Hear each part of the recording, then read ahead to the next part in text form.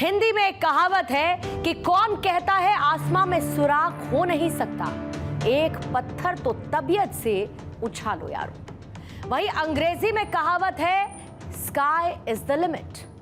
हिंदी और अंग्रेजी में कही गई इन दोनों ही कहावतों का भाव है कि अगर कोशिश की जाए तो कुछ भी नामुमकिन नहीं है। भारत 140 करोड़ भारतवासियों से बनता है और इनमें से अधिकतर भारतवासियों को आपने एक शब्द कहते हुए कई बार सुना होगा। वो शब्द है पहली बार। और इस पहली बार शब्द का बीते कुछ सालों में इस्तेमाल बढ़ा है। मसलन पहली बार मैंने अपने पैसों से नई गाड़ी खरीदी, पहली बार मैंने अपना कोई नया बिजनेस शुरू किया, पहली बार मैं फर्स्ट क्लास एसी कोच में बैठा और पहली बार मैंने हवाई यात्रा की। गांव कूचों से निकला हुआ भारत अब शहर बन चुका है। हमारे गांव भी अब किसी शहर से कम नहीं। जिस कोट में सिक्के खनकते थे उस कोट में भी अब यूपीआई कोड है।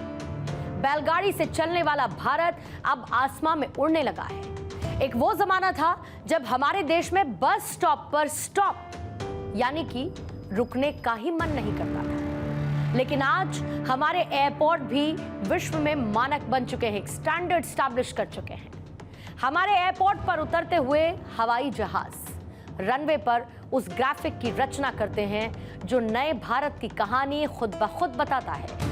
और इसी उड़ान से भारत को मिली नई पहचान के बारे में आपको बताएंगे आज की इंडिया स्टोरी में।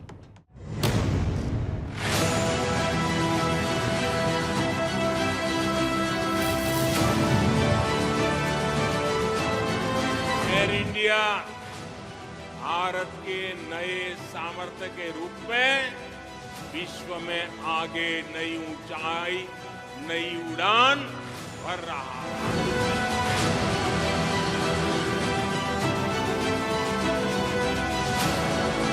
भारत विमानपत्तन प्राधिकरण ने अपना कार्य प्रथम पंक्ति के में लाने की एक सोच, विचारधारा और संकल्प के रूप पर आधारित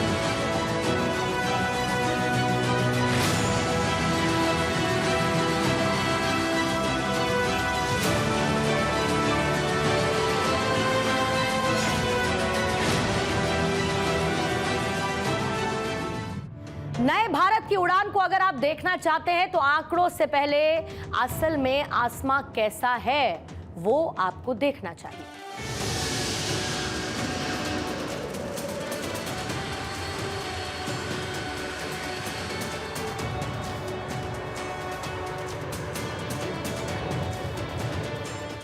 इन तस्वीरों से आप भारत की एविएशन ताकत को समझ सकते हैं। ये तस्वीरें कोई एआई से बनाई गई तस्वीरें नहीं, बल्कि ये हकीकत है। भारत के एयरपोर्ट पर उतरते हुए ये हवाई जहाज अगर आप अपने घर में किसी बड़े बुजुर्ग को दिखाएंगे तो वो आपको ये बता सकेंगे कि इसी भारत में एक दौर ऐसा भी था जब इसी तरह से किसी स्टैंड पर बैलगाड़ियां रुका करती थी। लेकिन आज हमारे देश के एयरपोर्ट में ये हवाई जहाज ऐसे उतरते हैं जैसे किसी ऑटो स्टैंड पर ऑटो रुक रहे हो। ये नया भारत है। भारत की एविएशन इंडस्ट्री दुनिया में तीसरी सबसे बड़ी एविएशन इंडस्ट्री बन चुकी है। भारत की एविएशन इंडस्ट्री को अगले 20 सालों में कम से कम 2800 नए कमर्शियल एयरप्लेन्स की जरूरत होगी। साल 2028 तक इंडियन एविएशन में मेंटेनेंस और ऑपरेशंस का सेक्टर बढ़कर $2.4 बिलियन तक पहुंचने की उम्मीद है। भारत सरकार ने एविएशन इंडस्ट्री में 100% डायरेक्ट एफडीआई यानी कि foreign funding, foreign direct investment की अनुमति दे दी है। यानी कि अब दुनिया के बड़े बड़े देश, बड़ी बड़ी कंपनीज भारत के एयरलाइन सेक्टर में जमकर पैसा लगा रहे हैं। साल 2027 तक भारत की एविएशन इंडस्ट्री में $25 अरब का निवेश होने जा रहा है। भारत का एविएशन सेक्टर वर्तमान में दुनिया में सबसे तेजी के साथ आगे बढ़ने वाला बाजार है। आज भारत के एविएशन मार्केट का डंका पूरी दुनिया में बज रहा है। आने वाले समय में हजारों विमानों की जरूरत भारत में पड़ने वाली है। इन विमानों में काम करने के लिए हजारों युवाओं की जरूरत होगी। अभी हम भले ही ये विमान विदेशों से मंगा रहे हैं, लेकिन वो दिन दूर नहीं जब भारत के नागरिक मेड इन इंडिया पैसेंजर वाले प्लेन में प्रवास करेंगे।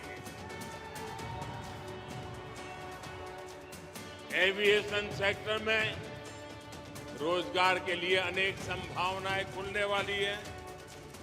साथियों, आज भारत में हवाई यात्रा का जो विस्तार हुआ है, उसके पीछे भाजपा सरकार की नीतियां और निर्णय है।